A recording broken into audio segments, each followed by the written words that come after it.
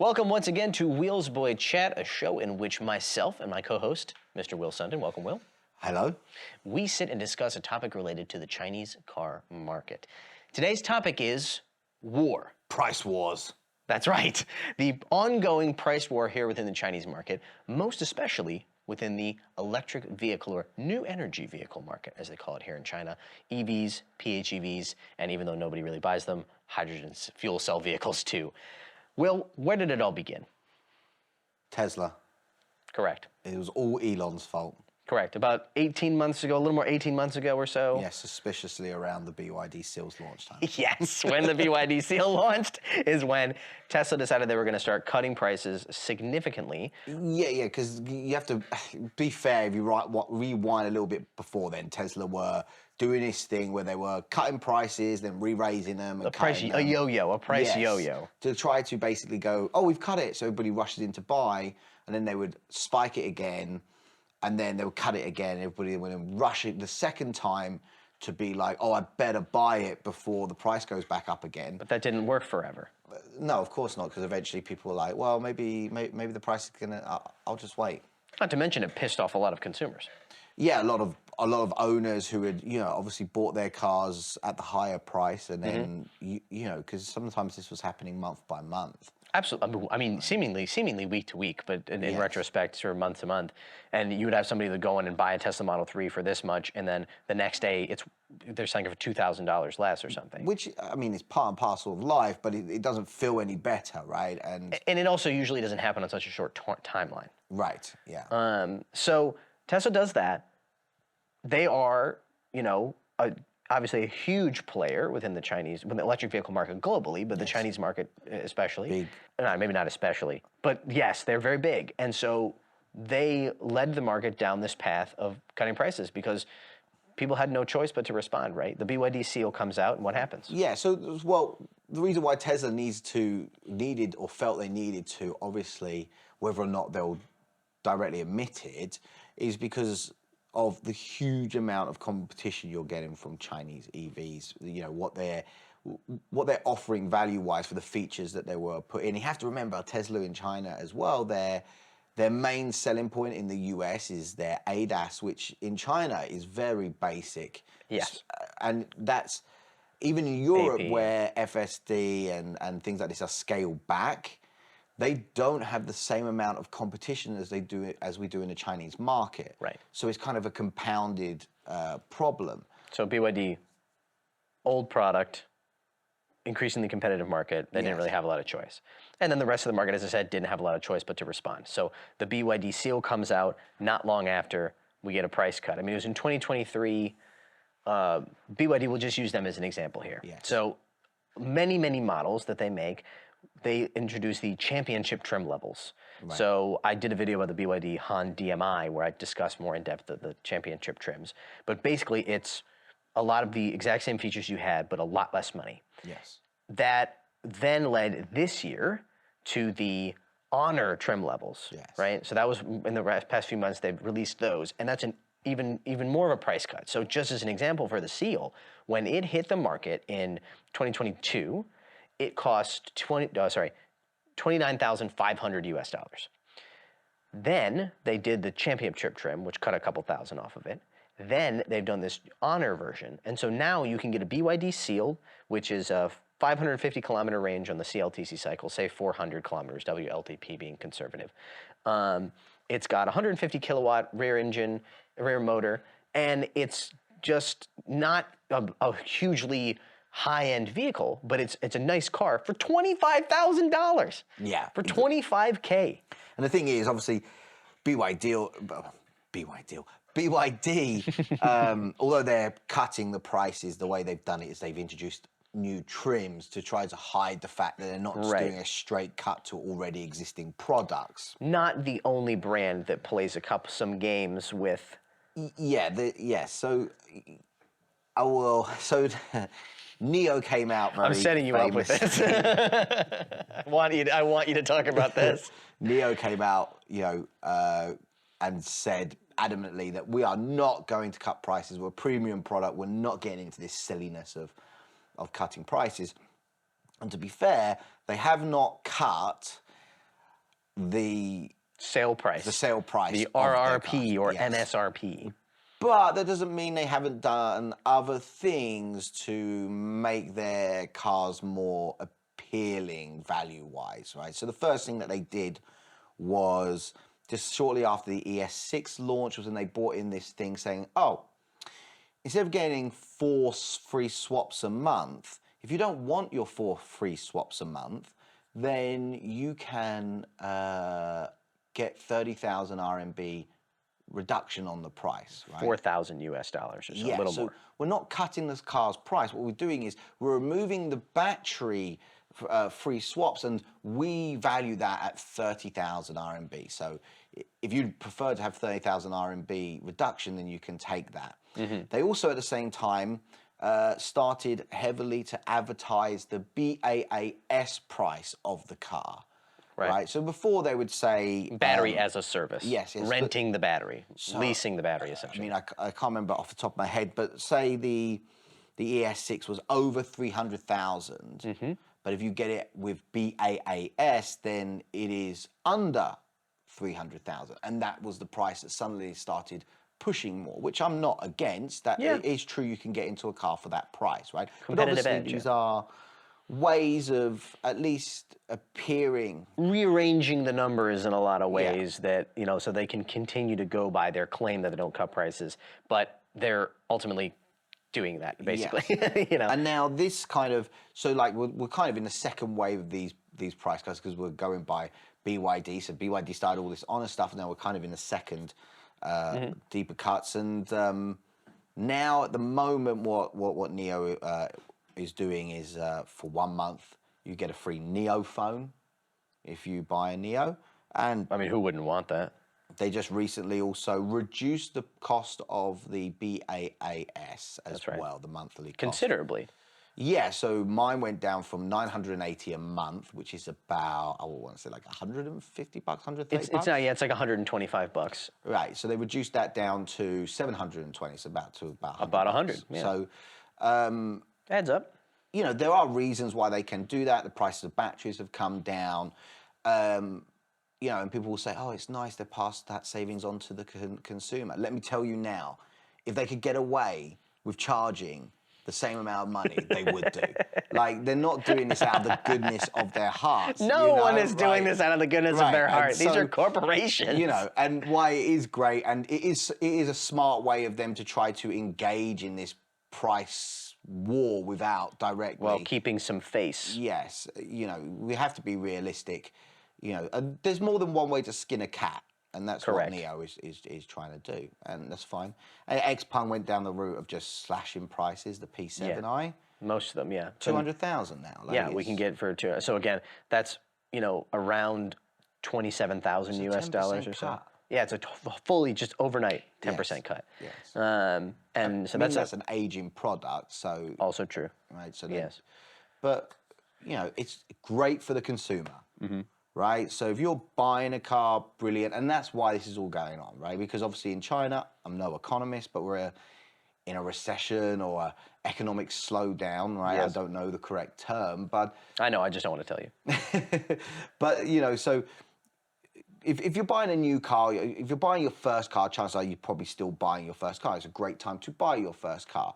However, if you currently have a car, you may be holding off a bit to see where things go. Right, I agree. And there's been some, now we're seeing some secondary effects.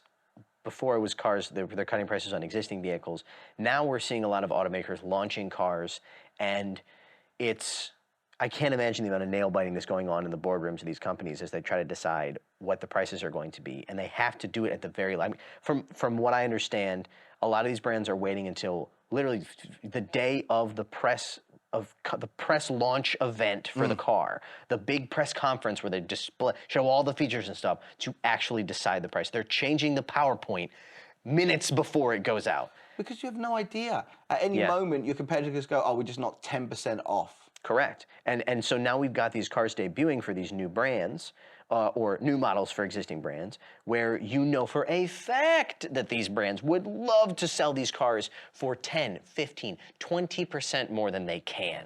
So off the top of my head, the Zeekr 007, Yeah. right, which everybody was the big hot thing for a while because it was a 210,000 RMB, like 30,000 US dollars or so. Actually, it was almost the exact same price as the BYD Seal at launch, so less than 30,000, and just a really incredible feature set and stuff. And Sub 3 seconds, wasn't it? the model? top one, yeah, which is sub 300,000 RMB. The point is, they would love to sell that car to you for 275,000 RMB. No, that would have been the top model would have been easily been 350, a Right. year or so ago. Right. And now they can't do that. And I've sat at tables with members, with like people from car companies who've been like, I don't know how long the industry can do this. Yeah. Like how long can we keep gutting our profit margins? And I said recently it was the Polestar 4 review that I did where I talked a bit about pricing, where this is why these Chinese companies are so excited about going abroad. Because relatively speaking, the foreign markets are much greener pastures, fewer people to compete with, higher profit margins, and so they can sell a car here for a lot. They have to sell it for a much lower price than they do abroad, and it's not just because of taxes and shipping fees and stuff and tariffs. Yeah, I mean, it's a tough one because obviously it takes you time to develop a car, and obviously you develop a car with an idea of how you're going to sell it, and then as it comes around, all of a sudden you go, what are we going to do with this? Or Right. we're just going to have less profit? Are we going to remove features? And that's the thing, and you can't, because nowadays with the trickle down in features that we've seen for these brands, you can't, like, you're selling cars for less than 40,000 US dollars that have like air suspension and LiDAR and all this stuff. And if your competitor is out there and they're launching a car and saying, we've got LiDAR standard and our car cost starts at 35,000 US dollars or whatever, or 32,000 US dollars. You can't come to market and say, okay, our car has a same starting price, but it doesn't have the LiDAR units. Because consumers can basically just go like, okay, here's a bunch of boxes.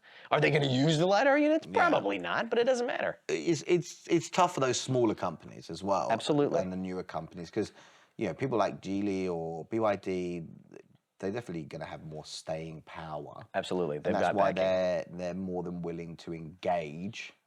I mean, of course, they'd rather sell them for more money, but they're willing to at least fight their corner.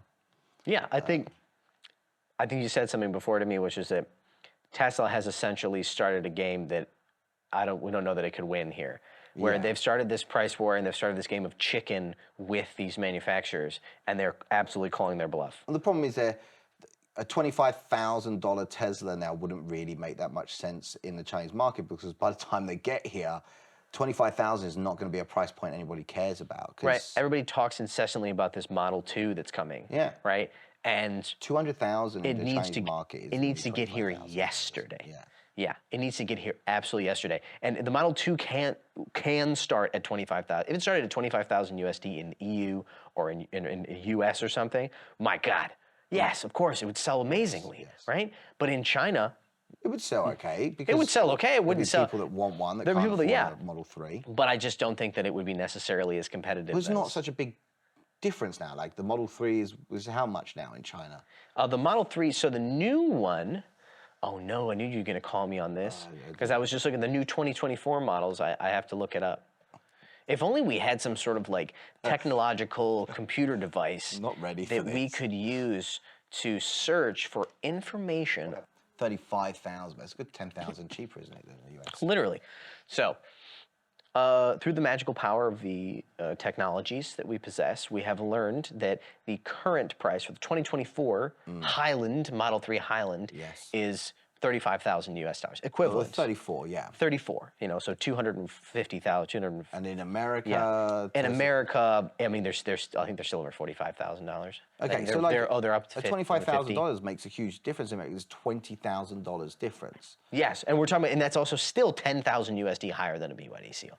Now, Right. Now in Model 3, if you asked me would I pick a base BYD Seal over a base Model 3, of course I wouldn't, because the base BYD Seal has 150 kilowatts and it's a dog. But it's still, for what it is, a good car. But yeah, I got to be honest with you, I don't see the Tesla Model 3 going that long without another price cut. Yeah, so obviously this is a new one, so they've been able to charge or put the price back up. They have to. But going with their behavior, First yo-yo, then drop. you would think so. And to be honest, I haven't seen a lot of these on the roads. Well, you live in the rural area of Changsha, a city of only 7 million people or whatever. Really, yeah. Here in Shanghai, I definitely see them. Now, the factory for Tesla is in Jiading district. It's in northwestern Shanghai. So, of course, we're going to get them first. So there's definitely a solid number of them here. I've seen a few, but not as many as I would have thought I would have seen. Yeah, I would say that it's not. I don't know. It's lighting the sales charts on fire. Do you remember when the Model 3 started getting produced in Shanghai? I know because it was like They flooded overnight. The first gen quote Model 3 they're like absolutely everywhere. I mean, they're absolutely everywhere in Shanghai. Yeah. You can't turn a corner without seeing one, and a Model Y, of course. Right.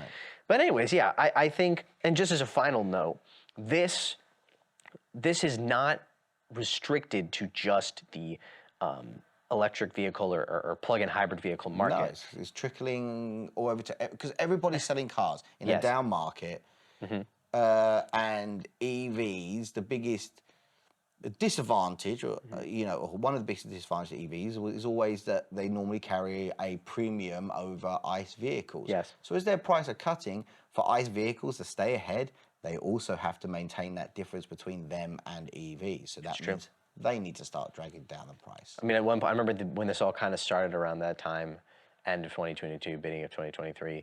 I mean, they were talking about how in Wuhan, which is where the Citroën factory is, Dongfeng Xitiechong. No, Xitiechong is Citizen, the watch company. Shui Tielong, sorry. Anyways, the joint venture there.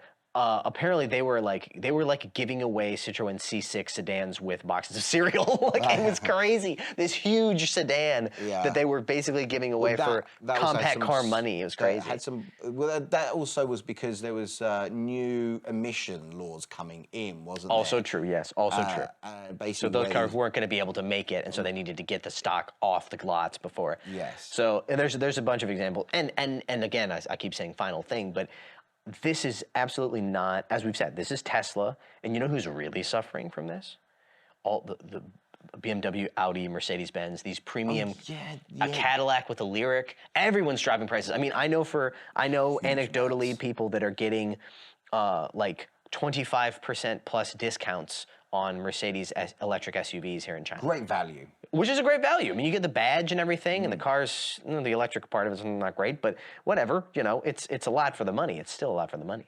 Yeah. And so it's affecting absolutely everybody. Many, many, many people out there, I hate to say it, don't really care that much about their car or how it drives, or even necessarily how deep the features go. Now, Will, what evidence do you have apart from everything we've ever learned? Yeah. I think you're right. And I think that the question now is, how long are these manufacturers going to be able to keep going like this? 73 days. 73 more days. Oh, thank you for the update. And so I think you were saying before that, and we were discussing the fact that these big manufacturers, your Geelys, your BYDs, they're going to be able to, they're in it for the long haul, right? BYD's selling enough cars that they can absorb these kind of lower profit margins. You would hope, yes. You would hope. But I do think that there's obviously going to be smaller brands that are not going to have the margins to be able to cut so much and compete. BYD just posted like Q4 of last year, their earnings. They made I believe, more cash than anybody else. They're doing They're extremely doing good. Then well they've got out so of this. they've got a war chest basically. They've got a Yes. price war chest where Yes. they can afford to dig into that to like if Tesla wants to play this game, we'll just keep cutting and cutting. And it's every model. But anyways, I do think there has to be a limit to it, and it will be obviously once the economy starts to go on the up and up, Yeah, starts to people go rise out and again. start People go buying out and start buying. Brands are going to feel confident to, raise prices and stuff, and Yes. market forces and parts of whatever excuses they want to make up. The excuse, the real being we can make profit now, so we're Yes. going to do it. Yeah, I think that's going to happen, but we'll see. Look, cars are not going to zero. No, this is not. No, they're not going to start giving away for free. There is a limit to how far that they can go before companies just start going under. And I know that manufacturers are worried about this. I've heard from people at manufacturers who have said, I don't really know how long this can last. Which probably means we're somewhere near the end of it.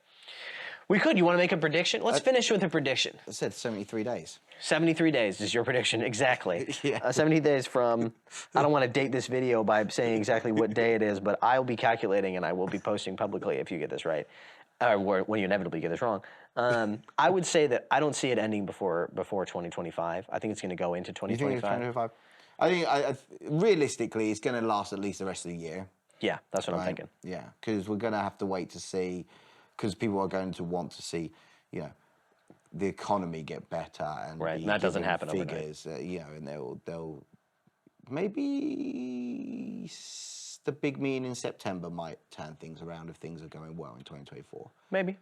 Right. Maybe. We'll see. Well, we'll see, and the audience will see.